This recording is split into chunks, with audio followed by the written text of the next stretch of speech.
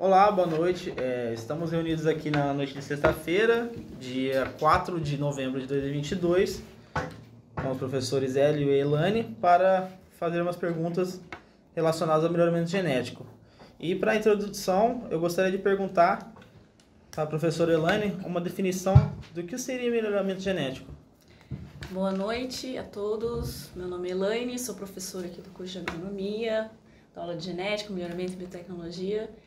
Bom, o melhoramento genético, ele é a ciência que altera as características genéticas, tanto de plantas e animais, sempre buscando produtividade, melhor produtividade, resistência a doença, resistência a pragas, tá? E sempre selecionando alelos favoráveis dentro dos cruzamentos seletivos. Certo. E então a gente poderia definir que a maior importância, além da produtividade, seria também, vamos supor, a gente pode jogar aqui, para o ser humano teria uma questão de qualidade de vida com o melhoramento genético em alimentos que a gente consome. A importância do melhoramento genético visa a produtividade sem precisar expandir grandes áreas. O que significa sem precisar expandir grandes áreas? Eu diminuo o desmatamento. Então, o melhoramento genético, ele é uma prática sustentável dentro da agronomia. Tá? Tanto agronomia, pecuária. Certo. E a próxima pergunta seria para o Hélio. Como que você acha que influenciou o melhoramento genético na produção da cana-de-açúcar? Olha, boa noite a todos, né? É um prazer estar aqui com vocês essa noite, sábado. É sexta, né? Sexta. Pode ficar até sábado. É quase, né? Aí fala. Coisa pro bairro. Olha, o melhoramento genético para cana-de-açúcar, basicamente nós só podemos ter a chance de comer um doce, né? Para alguns isso pode ser até ruim, né? Porque tá gordinho, né? Diabetes e tal, mas não vamos falar em excessos, né? Mas se não fosse um melhoramento genético, a gente não teria a oportunidade de tomar um café adoçado ou um sorvete, uma coisa assim, porque seria ainda algo para poucos, né? Devido aos problemas que a cultura enfrentaria, né? Com pragas, doenças e a produtividade, não só a produtividade, mas com a concentração de açúcar que ela teria dentro do seu como industrializado. A nossa região, por exemplo, provavelmente não seria açucareira. Então, assim, se não tivesse ocorrido esse melhoramento genético e se ele não fosse contínuo, né? Provavelmente aqui a gente ia pagar muito mais em açúcar do que em ouro. Você já entrou numa parte que deu introdução à próxima pergunta, sobre a nossa região. Como você disse, que a nossa região provavelmente não seria voltada para a cultura da cana-de-açúcar se não fosse essa situação do melhoramento genético. Tem alguma variedade que se adaptou melhor à nossa região e fez com que ela fosse fortemente implementada? Aí a gente vai ter que falar um pouco de história, né, da cana-de-açúcar. Posso falar alguma coisinha errada, alguma letrinha, alguma coisa assim, porque talvez eu não me recorde tão bem assim. Mas provavelmente um divisor de águas foi a NA79, né, que iniciou aqui na região, acho que meados de 48, 50, né? Ela tinha um problema fitossanitário muito grave, carvão, foi dizimada aqui na região, né? Só que, assim, foi um banco genético muito interessante que veio do melhoramento genético, se não me engano, da Argentina, né? E conseguimos ir tirando esses genes que não eram muito interessantes para a nossa região. Porém, não existe uma variedade que eu falo assim, pode plantar sem problema, que você não vai ter problema. Geralmente o que acontece? A gente, por exemplo, aqui no nosso município, eu comparo muito com uma vaca malhada, né, os nossos solos. Só que em vez de ser malhada, ela seria pintadinha, né? É normal em um sítio você ter mais de 3, 4 tipos de solos, né? E para cada tipo de solo, cada tipo de ambiente, quantidade de água disponível no solo, argila, nutrientes, vai caracterizar uma variedade, vai se apresentar melhor do que o outro. Se adaptar, né? Produtivamente, né? Só que isso tem um tempo normalmente? É difícil a gente ter uma variedade que fique vários anos no mercado. Por quê? Uma hora o ambiente vai vencer e a gente vai continuar no melhoramento genético para que quando o ambiente vencer a gente colocar algum outro material, ter algum outro material disponível tão bom quanto aquele outro que existia ou superior, ou que tenha apenas uma característica assim mais adequada a um ambiente de solo, a um ambiente climático, a algum determinado nicho, né? Desde uma coloração, a professora está falando de desmatamento e tal, assim, até nesse ecologicamente correto, um açúcar orgânico, ou seja, tem variedades com aptidões diferentes, não que tenha uma variedade melhor do que a outra. Hoje em dia eu falo assim, todas as variedades são boas, o difícil é saber locar elas no lugar certo. O ambiente correto. Dentro dessa questão, que você falou, assim, que não tem uma melhor do que a outra. Por exemplo, assim, dentro das especificidades, tem a questão de que alguma é melhor para a produção do álcool, como a outra é melhor para a produção do açúcar, ou isso não se difere tão bem? Para mim, eu acredito que, aliás, acredito não, tenho certeza, tem canas que produzem mais açúcar do que outra. O que a gente colhe? A gente colhe sol. Esse sol vai virar carboidrato dentro da planta e vai ser armazenado como uma forma, vamos dizer assim, estável como açúcar, né? Pronto, tem esse elemento, esse composto, né, açúcar, glicose lá dentro da planta. Depois que eu colhi essa cana, esse açúcar, essa glicose, eu posso levar ela para cristalizar e formar açúcar propriamente dito, que é o que a gente consome, certo. Ou eu posso fermentar ela e levar ela para o álcool, né? Ou seja, uma cana tanto pode produzir açúcar como álcool. O importante é ter qualidade nessa matéria-prima e concentração adequada para esse teor de açúcar dentro dela. Tendo isso, eu posso, por exemplo, optar por as duas coisas. Só que detalhe, eu posso só produzir açúcar ou posso produzir só álcool. Como também eu posso, uma opção é a seguinte, produzo açúcar, com aquele açúcar que não são redutores, eu posso fermentar e produzir um pouco de álcool. Ou seja, seria mais ou menos o seguinte, pego uma cana, direciono ela para o açúcar. Vai ter uma parte dela que não vai virar açúcar. Essa parte que não virou, não consegui cristalizar, eu posso ainda fermentar e produzir aí um pouquinho de álcool, uns 30 litros. Ou seja, produzo lá uns 100 e poucos quilos de açúcar por tonelada e mais uns 30 litros de álcool aí. Então, assim, só que tem coisas que, por exemplo, tem indústrias que são só alcooleiras. 100% desse açúcar, inclusive o que poderia ser cristalizado, vai virar álcool. Respondido? Positivo. Boa noite, meu nome é Leonardo, eu sou do curso de Engenharia Agronômica e eu tenho uma pergunta direcionada para a professora Elaine. O que é biotecnologia? Qual é a sua influência nas variedades? O que influencia nossa região utilizando a biotecnologia? Quer dar uma explicação? Sim. A biotecnologia, o nome já diz, né? É o uso de organismos vivos, certo? A gente tem a biotecnologia clássica, a moderna, né? Que agora tudo é questão de RNA recombinante, né? DNA recombinante. Corrigindo. A biotecnologia para o melhoramento em si, ela é muito importante. Por quê? A produção principalmente de transgênico. O melhoramento clássico, às vezes a gente demora muitos anos para a gente obter aquele cultivar melhorado, com todas as características que a gente de interesse, tá? E isso, tô falando de característica, pode ser produtividade, igual o Hélio está falando do açúcar, pode ser resistência. Aí entra também a parte por que o melhoramento é tão sustentável, uma prática sustentável para o meio ambiente.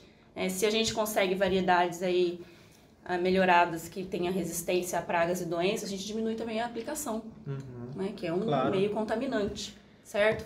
E além de diminuir essa expansão de áreas, né? Mas a biotecnologia, ela acelera como?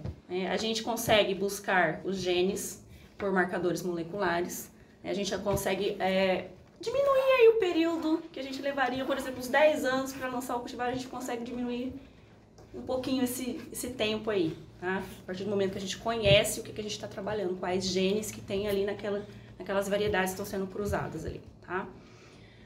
A produção de transgênico, né, é uma técnica cara, tá? Com certeza. E aí tem o problema do transgênico é o quê? A burocracia para ser lançado no ambiente. Aí tem todas as normas da CTN-Bio, tá? Tem os testes que tem que ser feito. Aí tem muito ainda, né, medo, as pessoas ainda têm muito medo dos transgênicos Preconceito, não assim. conhecer, não saber. Claro. Né? Mas assim, tá mais que provado que para o meio ambiente não causa problema nenhum, existe uma certa distância para você pro plantio do transgênico, tem que ter aquela área de refúgio, né? Não tem escape higiênico para o meio ambiente, principalmente em autógamas, é muito difícil acontecer isso, tá? Então, assim, a biotecnologia é o futuro. E hoje a gente tem novas técnicas, além do DNA recombinante, né? A gente tem também as técnicas de CRISPR-Cas9. Uma outra pergunta também, que já me ocorreu e eu me perguntei como que funcionava, se em uma lavoura eu tenho uma praga específica e eu tenho uma variedade que é resistente àquela praga, por que eu só não aplico aquela variedade? Porque às vezes ocorre aquela lavoura, aquele lugar específico tem uma certa praga, eu sei que todo ano aquela praga ataca, e mesmo assim eu fico tendo essa rotação de variedade. Por que eu não coloco uma variedade que seja resistente a essa praga pro resto da vida, por exemplo, daquela lavoura? Essa é uma pergunta em aberto que eu faço. Quem tiver interesse de responder. Posso? Pode, com Olha, certeza. Seria uma ótima opção se eu tivesse uma variedade completamente resistente a uma praga ou doença. O que acontece, aí a professora poderia até explicar até melhor, é que geralmente assim, a gente fala gene, mas geralmente não é um gene. São vários, às vezes são 6, 18, 20 genes envolvidos, né, para uma determinada dominância, né, e essa dominância apresentar um fenótipo. E esse fenótipo ser resistente a essa doença, né? E muitas vezes a planta tem um gene de resistência, só que assim, em algum momento ou alguma fase da vida dela, ou por exemplo, no caso da cana, né? Então, que é a cultura em questão. Que é uma cultura poliploide. E ela fica no campo vários e vários anos naquele mesmo local, né? Então, assim, se a gente forçar, por exemplo, eu tenho aqui uma praga endêmica dessa região, eu tenho uma variedade resistente a essa praga, só colocar ela nessa região, olha, seria mais ou menos como eu trabalhasse com a mesma molécula de herbicida na mesma área por vários e vários anos, né? Eu ia facilitar a vida da praga.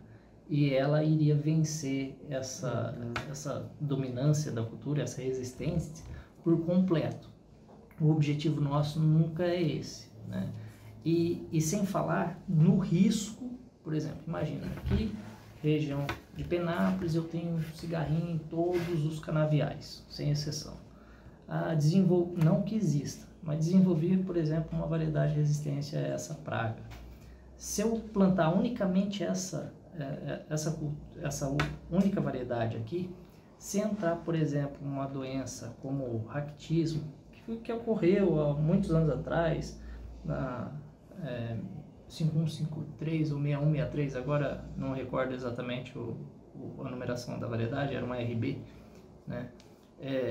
Se entra uma doença, em 2, 3 anos é dizimado o canavial. Ou se, por exemplo, o próprio carvão, que ocorreu com a NA79, quando ele entrou, ele simplesmente extinguiu o canavial que era dessa variedade de um ano para o outro. Era um canavial para durar 5 anos. Não vai durar 5 anos, mas no ano seguinte eu tenho que reformar.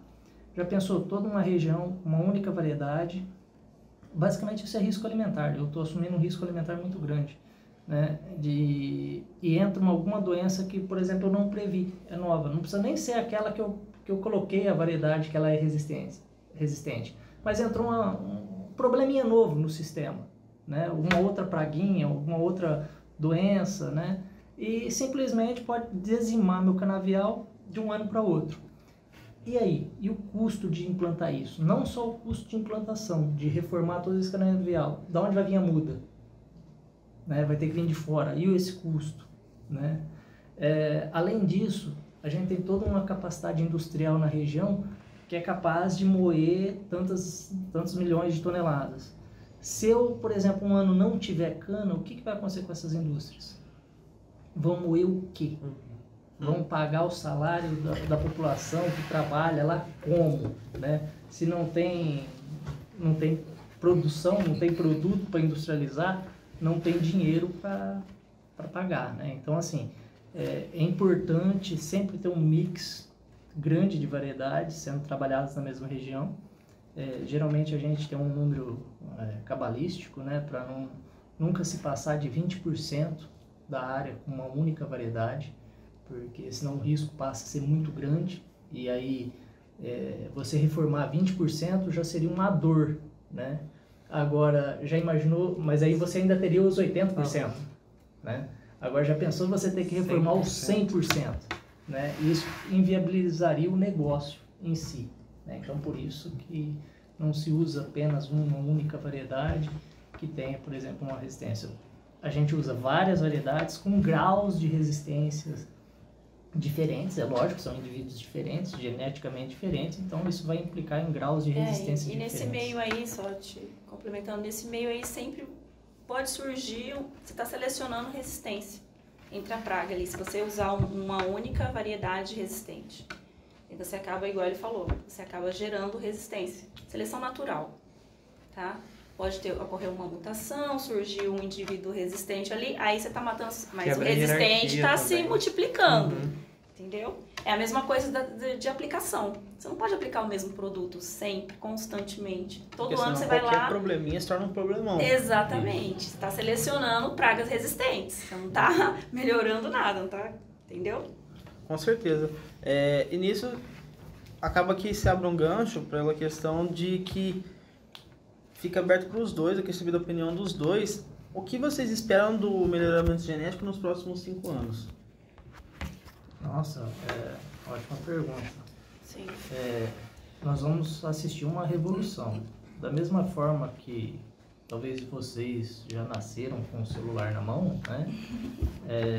Nós vamos ter uma revolução no quesito melhoramento genético em cana, né? Já estamos vivendo isso, né? A nossa região aqui, a cana não produz semente, né? A cana não é multiplicada por semente. Em alguns lugares do país, que tem fotoperíodo, temperatura, umidade, tudo bonitinho, ela produz semente viáveis e é através dessa semente viável que a gente faz todo esse melhoramento de cana, né? É feito em Alagoas e na Bahia, esses cruzamentos, né? Temos no país 2 polos de cruzamentos que reúnem essas características ideais, né, para esse cruzamento. Um programa de melhoramento que eu vou chamar a atenção aqui é o da CTC, que hoje eles já conseguem, por exemplo, produzir a semente da cana, mas não da forma que a gente conhece, como planta uma semente de milho, colho uma espiga de milho cheio de semente e essa semente eu vou usar. Hoje a gente já tem tecnologia suficiente, né, para fazer micropropagos. Esses micropropagos dentro de reatores conseguem ser multiplicados numa taxa exorbitante.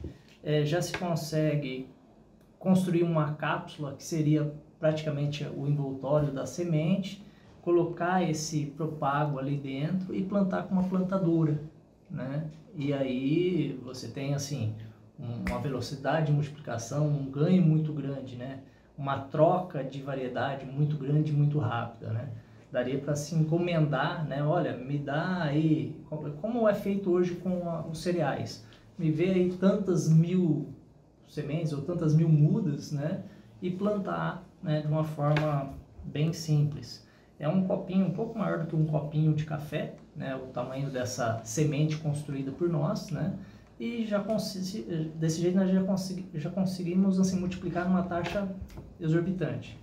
Sem falar que já temos instalado em campo canas transgênicas, né, BT, né, resistente à broca, principalmente para áreas de restrição, que você, por exemplo, é perto de uma cidade, é perto de um aeroporto, é perto de algum lugar que não poderia ter um sobrevoo de, por exemplo, algum agrotóxico, algum defensivo, né, você tem umas possibilidades aí bacanas para trabalhar, né, conseguindo, assim, ter esse mix de variedade, né, e locar, por exemplo, deixo com a área que eu tenho um acesso o ano inteiro para uma variedade que eu possa fazer uma intervenção, e aonde eu não consigo fazer a intervenção, colocar uma variedade que tenha dentro dela ali um gene, né? E como a professora disse algumas perguntas atrás,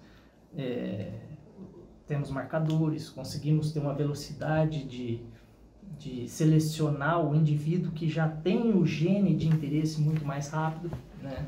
Isso já acontece, eu não preciso esperar a cultura fechar o ciclo dela, eu fazendo uma análise e vendo que, olha, ela não possui aquele gene que eu esperava que ela tinha, ela já cai fora do melhoramento e só mantém o meu interesse apenas naquele gene em questão que estamos trabalhando.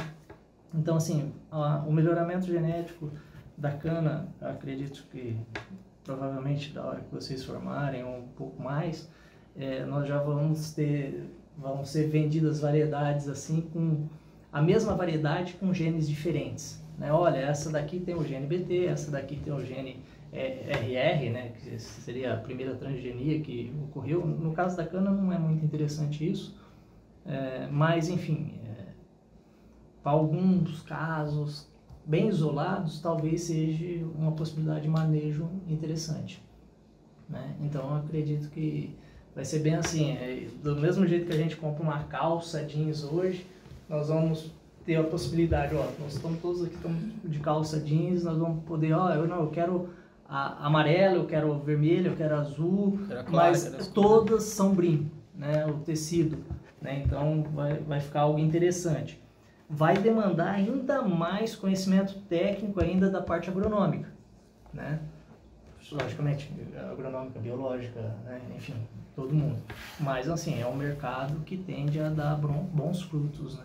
Assim eu espero. E a gente também tem que pensar que, por exemplo, a biotecnologia é uma ciência antiga, mas, assim, tem mudado muito as técnicas ao longo dos anos, está evoluindo. Então, eu acho que daqui a 5 anos vai surgir uma técnica nova, igual agora parou no CRISPR, já estão fazendo transgenia. Não é nem considerado transgênico, é uma edição gênica. Você muda ali um gene na planta para ter aquela característica de interesse, né? De repente surge uma outra técnica aí daqui a uns 5 anos que favoreça tudo isso que o Hélio está falando. Então, assim, eu acho que o melhoramento aliado às ferramentas biotecnológicas, que só evolui ao longo dos anos, eu acho que vai ser bem promissor aí, não só para cana, diversas culturas. Tá? Para os animais também, tipo... Animais até tem, mas é mais parte de transgenia, né? Tem transgenia em animais também. Mas assim, no melhoramento animal, eu não sei como é que tá essa parte ainda de... Eu sei que tem transgênico de salmão, né? Tem os transgênicos, mas assim, é uma área menos explorada, né? Por questões éticas também, né?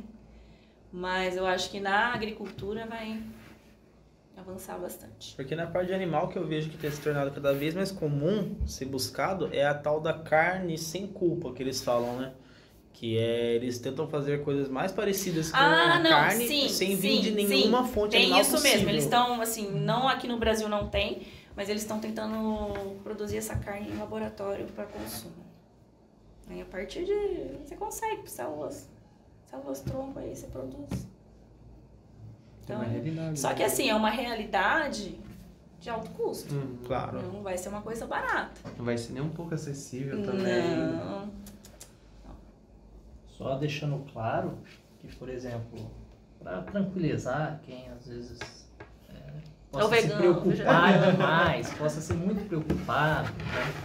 Por exemplo, um açúcar de uma cana transgênica, BT, por exemplo, é exatamente igual a uma planta que não seja BT.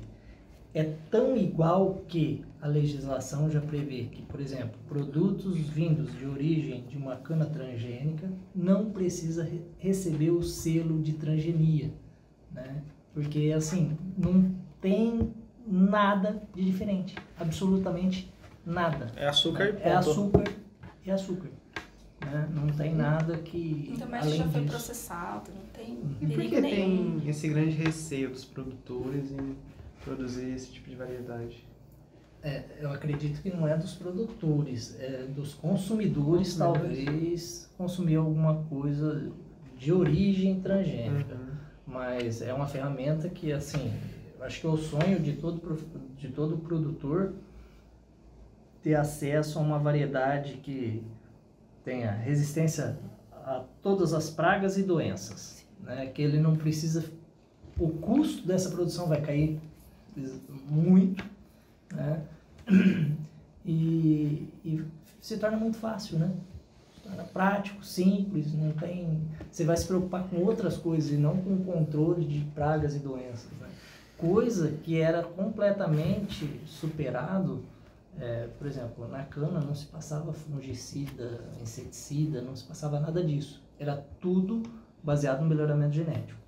Só que, por exemplo, a evolução das pragas e doenças está mais rápido, está mais rápido que o nosso melhoramento. Então, hoje nós já temos que aplicar inseticida, fungicidas na cana-de-açúcar, coisa que há 5, 6 anos atrás era praticamente zero. Recente, muito recente.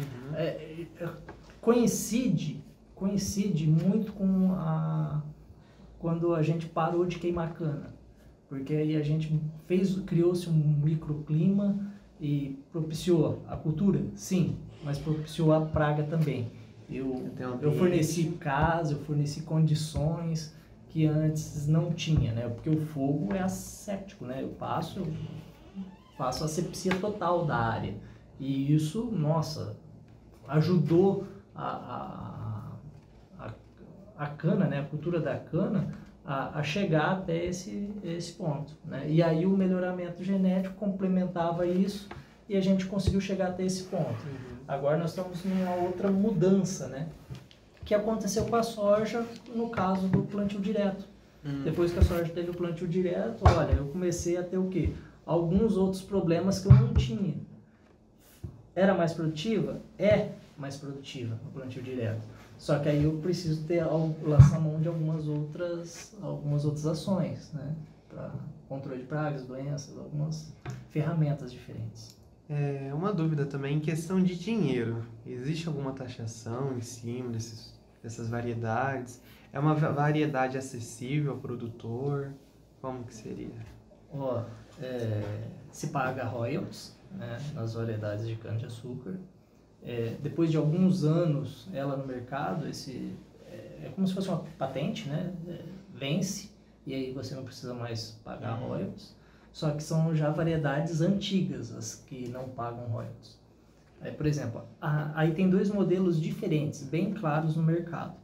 O modelo que é adotado pela RB, né, República Brasileira, que faz o melhoramento, que é o pessoal da UFSCar, né, que faz o melhoramento genético, que aí as variedades recebem a sigla RB alguma coisa, né, e eles cobram de que forma? Ele cobra da usina, por aquilo que moeu.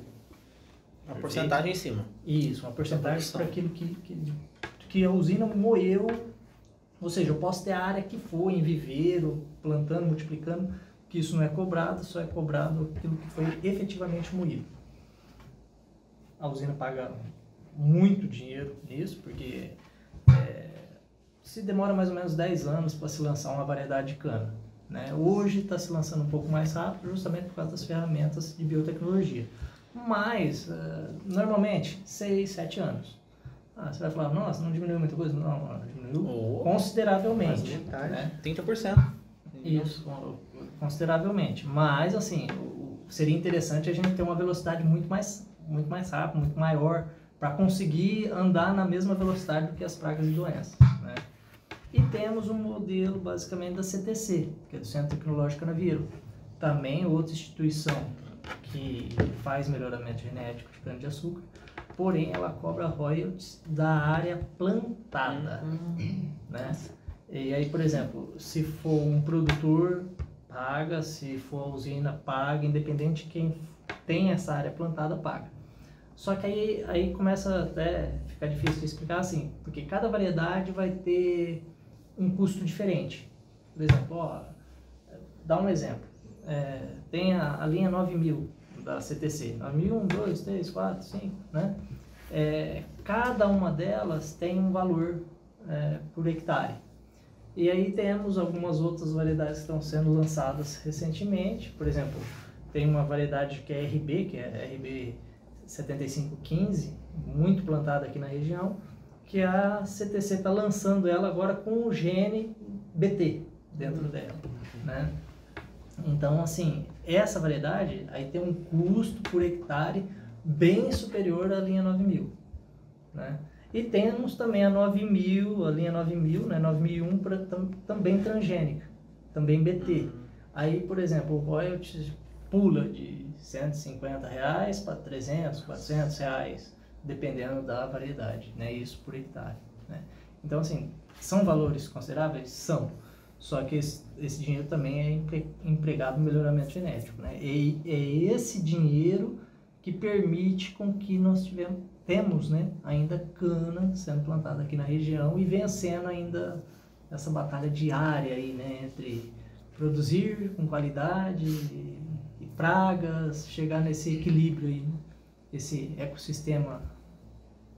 Então, do meu ponto de vista, assim, o que pode se dar como uma boa definição do que acho que da parte dos dois esperam para a evolução, o que a gente pode esperar nos próximos 5 anos, é que ocorra um maior acompanhamento e que seja acelerado mais esse processo, que ao invés de, vamos supor, se sai uma nova variedade da cana-de-açúcar a cada 7 anos, se saia dentro de 4, 5. Talvez o mais importante não seja nem o tempo que a gente demore para chegar na variedade, mas sim conhecê-la melhor, saber quais são os genes que ela leva, que pode gerar uma fragilidade, uma praga e doença. Tem muitos estudos de análise de genômica funcional. Genômica funcional, estudos de transcritos, né, que são os RNAs, no caso. Você induz ela, você faz um estudo comparativo, coloca a cultura em determinada situação. Onde eu fiz meu doutorado de jabuticabal, tinha um pessoal que fazia, eu trabalhei com laranja, né, e eles trabalharam com cana. Eles fizeram o estudo buscando variedades resistentes com técnica de RFLP, que é um marcador molecular, mas um RFLP voltado para transcritos, né? Então, induzia ali, montaram o experimento em caso de vegetação, né? Induzia o estresse à seca, o déficit hídrico, né? Fizeram extração de RNA e, assim, você tem ali uma biblioteca com milhares de genes expressos ali para você comparar e começar a selecionar. Porque já com o genoma da cana-de-açúcar nos bancos de dados, tem muitos estudos desta forma, né, que ajuda a selecionar esses genes, igual o Hélio está falando. E não sei se eu vou ver, mas talvez vocês possam, né? Às vezes vai acontecer isso, né? De você abrir um catálogo genético e selecionar, eu quero esse, aquele. Quem sabe? E você vira para a empresa e fala, eu quero essa cana com esses genes funcionais. E quando a gente fala de genoma, a gente tem um banco de dados de genoma de tudo, de arroz, de feijão, de laranja, de soja, de cana, né? E tá lá, sequência do DNA total, genoma completo. Mas e a função desses genes, né? Alguns você consegue, né? Porque você compara com outras variedades aí que tem já disponível, né? As suas funções aí dos genes. Mas aí, os que você não conhece, você tem que estudar. Tem que começar, esses estudos de biotecnologia, de transcriptoma ajuda nessa área de a gente tem que conseguir identificar genes relacionados a determinadas características específicas. E eu acredito que a evolução seja essa mesmo. A gente vai chegar a um ponto que vai ter tudo mapeado. Eu vou falar, minha lavoura tem tal praga, ocorre isso, minha lavoura tem X quantidade de chuva por mês, e vai ter a variedade perfeita naquele momento para aplicar o melhor manejo possível. Isso não propriamente o produtor, assim como o papel dos futuros agrônomos seria isso, seria fazer esse intermédio, seria de poder estar realizando a análise para que ocorra como resposta já a variedade ideal a ser plantada no momento ali, né? Olha, eu tô precisando de bastante melhorista, tá? Vocês aí que são... tá no começo da agronomia, dá uma pensada, de repente, trabalhar na área. Os engenheiros agrônomos não estão mais interessados no melhoramento. Tinha muito campo. Não só melhorista, viu? A deficiência é geral. A gente precisa do melhorista, a gente precisa do cara que entende aquilo que o melhorista fez e saiba alocar isso a campo. Entendeu? Não, o melhorista não trabalha sozinho, ele trabalha lá com o cara do controle de praga, com fitopatologista, com fisiologista vegetal, entendeu? Então, assim, tem que entender muito. Assim, vai ter muita coisa. Multidisciplinar, é uma área um sistema. É um sistema, campo de campo, vai ter área para todo mundo. Não adianta eu ter a melhor variedade, mas meu solo não tá do melhor jeito possível. Sim, hoje, sinceramente, a gente tem problemas ainda em correção de solo, cara. É algo que há não sei quantos anos atrás já tem e ainda não consegue acertar. Para você ver, temos um material bibliográfico interessante, né? Boletim 100 aí, seguindo como base, né? Agora relançaram o Boletim 100, né? E tipo assim, os problemas continuam praticamente os mesmos, né? Por quê? E vai continuar os mesmos, né? Porque, olha, nós não estamos evoluindo as variedades, ou para bom ou para ruim, mas estamos evoluindo. Ela vai se comportar de forma diferente na extração dos nutrientes? Pode, né? Então, assim, quando a gente pensa em resistência, nós estamos mexendo num indivíduo como um todo. E esse indivíduo como um todo pode se comportar de formas diferentes. Para as variedades antigas, era para cada tonelada de cana, 1 kg de N, 1 kg de potássio e pronto, acabou. Hoje já se fala em 0,8 de N, 0,9 até 1 e até 1,4 de potássio. Então, assim, mas o que continua sendo cana, continua plantado no mesmo lugar, o que mudou? Os indivíduos ali em cima, né? Então, assim, a extração pode mudar, né, dos nutrientes do solo, a deposição, por exemplo, começou a se não queimar a palha tem bastante potássio, ela se decompõe de forma um pouco lenta, porque é uma relação CN relativamente alta, né, da cana, comparado a uma soja, é lógico, né, não vamos comparar um eucalipto da vida, né, mas assim, comparado com culturas leguminosas, tem uma relação CN alta. Existe liberação? Sim, lenta. Se formou, por exemplo, todo um microclima que temos agora muitas bactérias associadas nessa decomposição, que pode até consumir esse adubo que a gente está utilizando para a cana, para elas, e nem dá oportunidade para a cana. Hoje já temos assim, umas coisas legais. Tem gente já pensando assim, não vou adubar cana, eu vou adubar as bactérias. E as bactérias aí sim vão gerar comida para a cana de uma forma simbiótica aí, né? Então, assim, tem várias vertentes, eu acho que isso só enriquece a nossa profissão e espero que surja ainda algumas outras vertentes, né, pra gente. As possibilidades são bem dizer infinitas. São cada vez mais complexo. O simples já é complexo, imagina daqui a alguns anos. Eu acredito que seja bem dizer isso, né? A gente já com certeza conseguiu desenvolver uma boa conversa em cima do assunto. Eu gostaria de agradecer pela presença da professora Elaine e do professor Hélio, que foi muito enriquecedor para todos que estarão ouvindo esse podcast por inteiro ou cortado, ou algumas partes. Por favor, corte. Ou só o começo. Melhor cortar. Corte, edite. Mas é isso aí. Muito obrigado a todos. Muito obrigado. A gente agradece. A gente agradece também. É sempre um prazer. Eu acho super bacana também essa interação aí entre vocês e os professores, principalmente já nessa iniciativa de já digitalizar, de colocar numa plataforma que já está mais, eu acho que amigável ou mais popular entre os alunos, né? Então eu acho bacana, né?